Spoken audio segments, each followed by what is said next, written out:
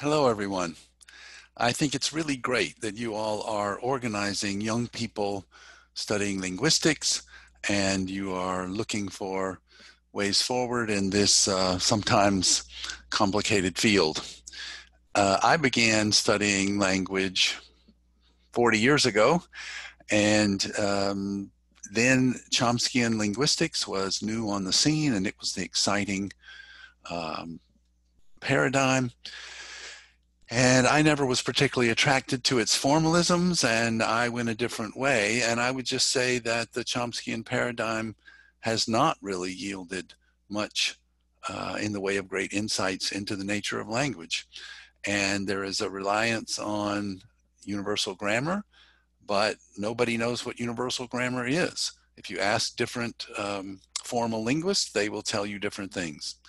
So if I were giving advice to young people, the first thing I would say is to not be lured by formal linguistics, Chomskyan type linguistics, because I don't think it has led to any deep insights into language at all, basically.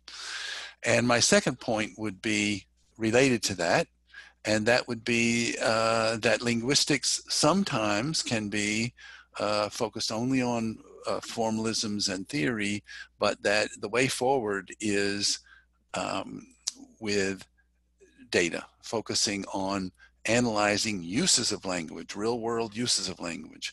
And I would say the major forms of data that will bring us closer to our goal of understanding human language and how it works is number one, data from cross-linguistic studies, linguistic typology, collecting data on languages of South America, for example. There are many indigenous languages in South America that have yet to be fully documented, as well as many others around the world.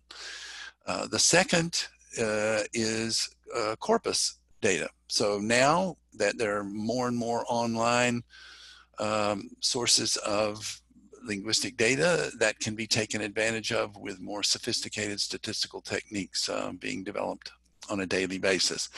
It's true that a lot of that is written language, but there are some corpuses of spoken language that are reasonably large as well, and those data were not available when I was coming up, for example. And the third is my own field of child language acquisition.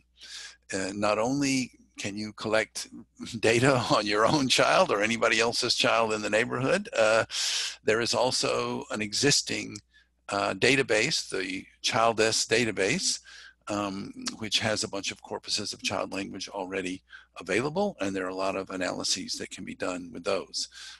Collecting your own child language data can be time consuming, but very rewarding if you are, in particular, are collecting data on a language that's not very well studied. So I have those two related recommendations to take the field forward in a more empirical and a more empirically responsible direction by collecting data and by analyzing it not from the point of view of a formal theory, but from the point of view of, I mean, theory is important, but you develop your theory to explain data. You don't start with a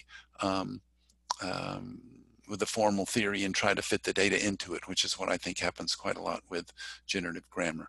So best of luck to you in your conference, and best of luck to you in general in pursuing the study of the most fascinating phenomenon in all of the natural and social sciences. Thank you.